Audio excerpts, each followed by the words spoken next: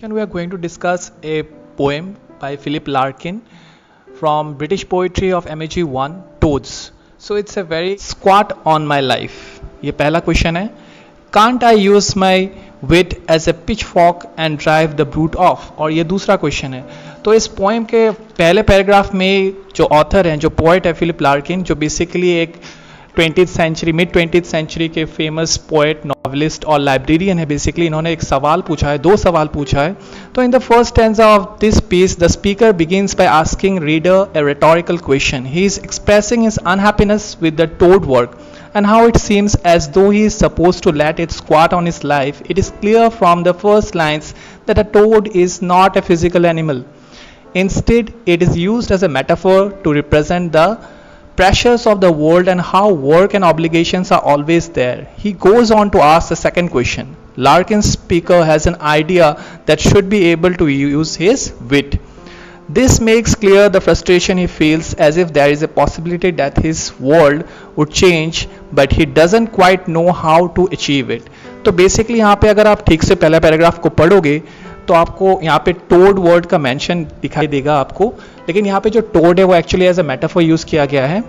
ये एक amphibian animal है और यहाँ पे जो मेंशन किया गया है is use as a metaphor. तो पहले लाइंस में लिखा गया है कि why should I let the toad work squat on my life. तो यहाँ पे ऑथर जो ये समझाने की कोशिश कर रहे हैं कि कैसे उनका लाइफ जो है, उनका जो काम है, जॉब है, वो कितना मोनोटोनस है. ठीक है, वो पूछते हैं आखिरी दो लाइंस में कि can't I use my wit as a pitchfork and drive the brute of.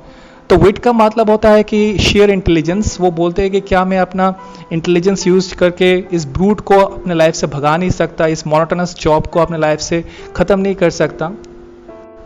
The second paragraph goes something like this. 6 days of the week it soils with its sickening poison just for paying a few bills. That's out of proportion. तो अभी जो लोग job करते हैं वो लोग relate कर पाएंगे इससे. यहाँ पे एक्चुअली जो 9 to 5 रेगुलर जॉब है जो मंडे टू सैटरडे होता है उसके बारे में ही बोला जा रहा है.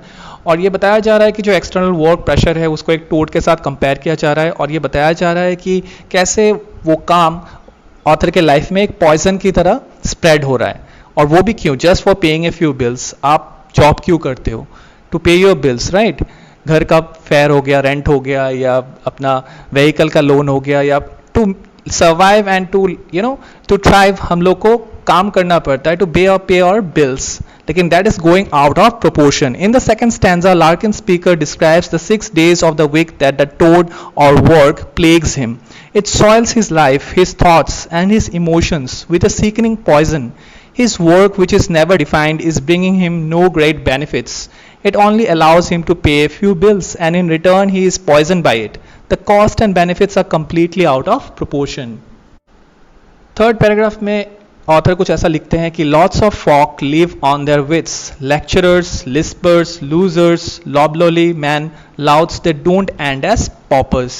तो यहाँ पे हम लोग पहले दो पैराग्राफ में तो देख रहे थे कि ऑथर बता रहे कि कैसे वो पॉइजनड है अपने लाइफ में अपने काम की वजह से, कैसे फ्रस्ट्रेटेड है और कैसे उनका जॉब जो बहुत मोनोटोनस है उसका लाइफ को पॉइजन कर रहे हैं. तो यहाँ पे वो बताने की कोशिश कर रहे हैं थर्ड पैराग्राफ में कि कैसे कुछ लोग सरवाइव कर जाते हैं बिना ऐसे रेगुलर जॉब के भी, और वो अपने विट का इस्तेमाल करके सरवाइव कर रहे हैं, और वो इतने गरीब भी नहीं है, अपने लाइफ को ठीक ठाक जी पा रहे हैं. तो in the third stanza he speculates on what it would be like to live as some others do on their wits.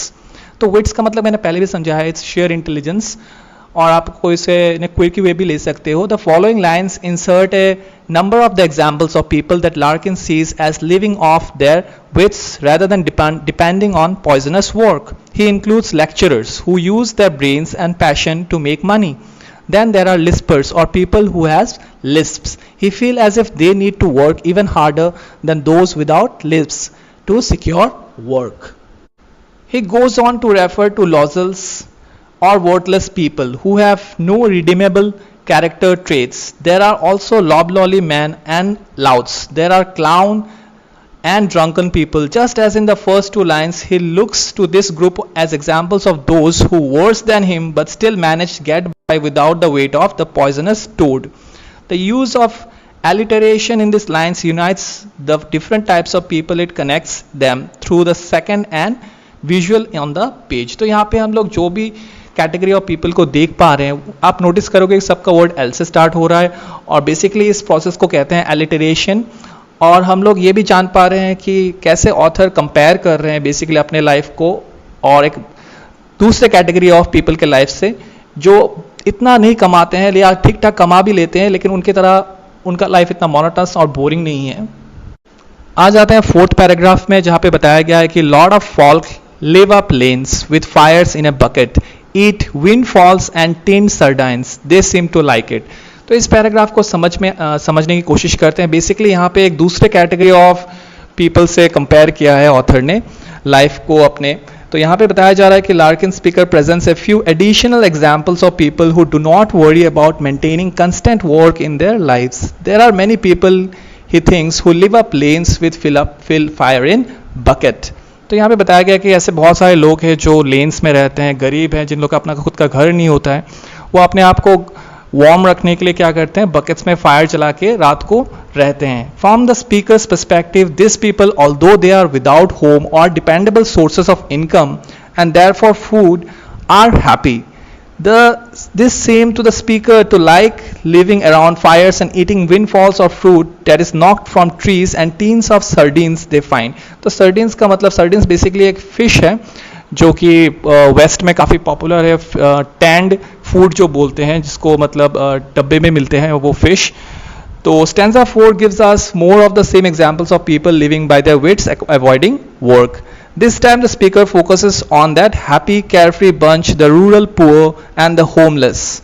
The folk in this example live up lanes। In the context, lanes are small roads or pathways। We are not talking big tree-lined main street here।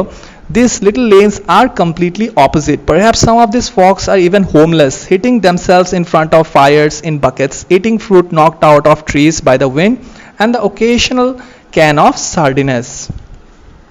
Let's move on to the fifth paragraph now, जहाँ पे बताया गया है कि their nippers have got bare feet, their unspeakable wives are skinny as whippets, and yet no one actually starves। So basically the fifth paragraph is an extension of fourth paragraph, जहाँ पे उन category of people के बारे में बताया जा रहा है जो लेन्स में रहते हैं और जो अपने आप को वार्म रखने के लिए बकेट्स में फायर चलाते हैं और खाना में क्या खाते हैं वो लोग, सार्डिनस खाते हैं। सार्डिनस बेसिकली एक फिश होता है, टैंड फूड होता है। तो यहाँ पे बताया गया है कि उनके जो बच्चे हैं वो नंगे पैर दौड़ते हैं और उनके जो वाइफ्स है वो बहुत ही ज़्यादा मतलब मेल न्यूट्रिटेड है और बहुत ही अनस्पीकेबल हैं और बहुत ही स्कीनी है, लेकिन कोई भी खाना ना मिलने की वजह से मरता नहीं है। No one actually starves. तो in the fifth stanza we delve deeper into the lines of those folk live up lanes। Their nippers, basically nippers का मतलब क्या है, the kids of those people who are living in the lanes run around with bare feet, presumably because they can't afford shoes। Their wives are in such bad shape that the speaker describes them as unspeakable। The only detail he offers is that they are skinny। Apparently the windfall fruit and sardine diet doesn't actually pack on the pounds। How skinny are they? Well, Larkin uses a simile to get that point across। They are skinny as whippets। अब whippets क्या है? A whippet is a super skinny dog breed similar to a greyhound।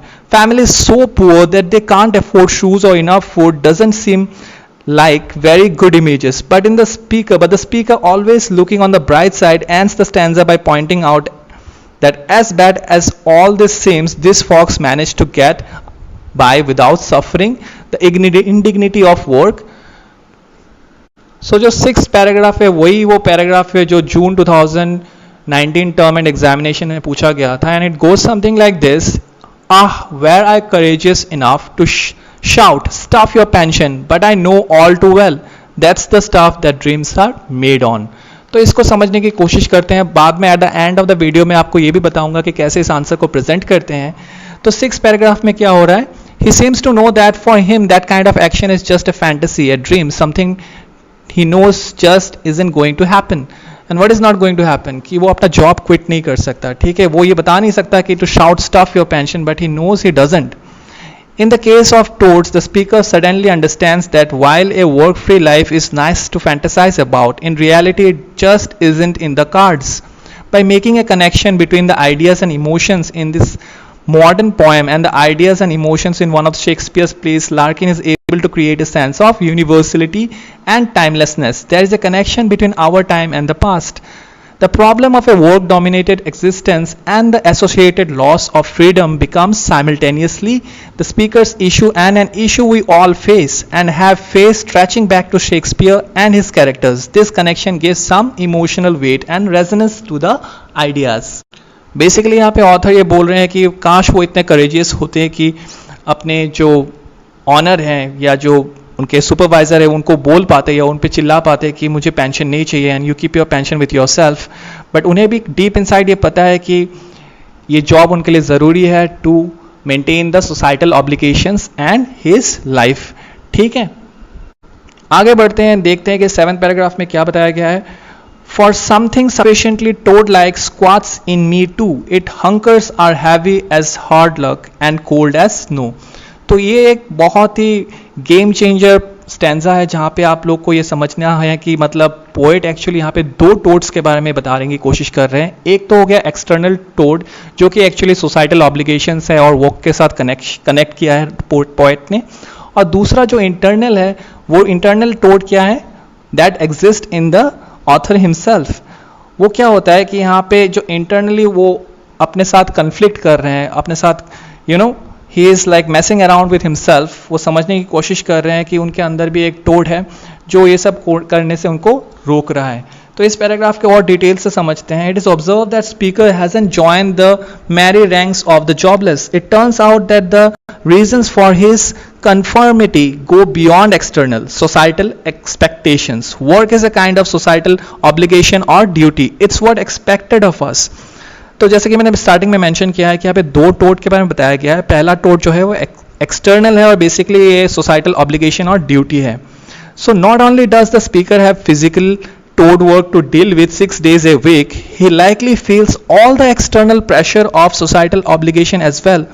If that wasn't enough, that's also something toad-like that exists in him as well. Squats in Me Too में उसका reference बताया गया है. This internal toadiness is also preventing him from living a complete, fulfilling, free life. The internal toad-like thing the speaker has acknowledged is something in his personality, a certain sense of obligation or duty which keeps him from turning his back on work. 8 paragraphs goes something like this.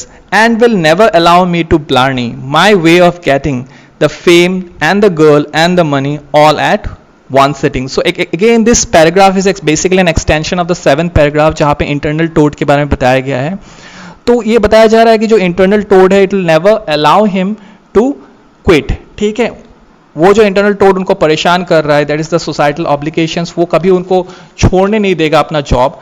तो basically हम लोग को यहाँ पे समझना है कि the constraint that he is having is the inner sense of obligation and duty. The inner toad prevents the speaker from achieving. The inner toad makes the speaker unable to blarney. अब blarney का मतलब क्या है, persuade. ठीक है, sweet talk or charm his way to the things he wants. What he wants are the big 3. अब ये 3 किसको नहीं चाहिए guys? Fame, love and money.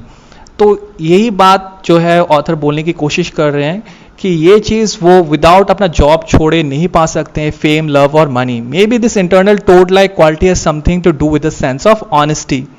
It looks like this all is coming down to nice guys finish last kind of ending. Work hard, keep your nose to the greenstone, do the right thing and your reward will be the life filled with, wait for it, hard work and the little else.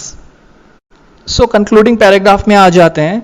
यहाँ पे बताया गया है कि I don't say one bodies the other, one spiritual truth, but I do say it's hard to lose either when you have both. तो ये paragraph अगर आप ठीक से पढ़ोगे, it's the poem's final stanza. The speaker considers what he's up against, living a two-toed life. He is not saying that the internal toad, the personal sense of obligation, duty or honesty, creates the external toad. ठीक है, the societal expectations or the actual time and energy taken up by the work or vice versa. One toad doesn't give life, give body to the another. It's the coexistence that makes things so hard. It's dealing with this internal and external forces in conjunction that makes it so difficult to live a fulfilled life. तो यहाँ पे हम लोग क्या समझ पा रहे हैं कि मतलब जो 2 टोड है, एक एक्सटर्नल टोड है जो सोसाइटल ऑब्लिगेशंस है और ड्यूटी है, और जो इनर टोड है the personal sense of obligation, duty और ऑनेस्टी, वो एक दूसरे से कनेक्टेड नहीं है, लेकिन उन लोगों का को एक्सिस्टेंस ही उनके लिए उनका लाइफ हार्ड कर रहा है बेसिकली. ठीक है, अगर आप पूछो कि मॉरल ऑफ द पोएम क्या है और ये मॉरल ऑफ द स्टोरी क्या है, तो ये बताया जा सकता है कि work is a very hard thing to get out of, to steer clear of toads. ये जो टोड्स हैं, एक्सटर्नल और internal toads, basically most of the people के साथ कनेक्टेड है और रिलेटेड है। इसलिए ये पोएम बहुत ज़्यादा इंटरेस्टिंग हो जाता है, because we can seriously connect to this poem. और ये बहुत ज़्यादा इंपॉर्टेंट इसलिए भी है गाइस।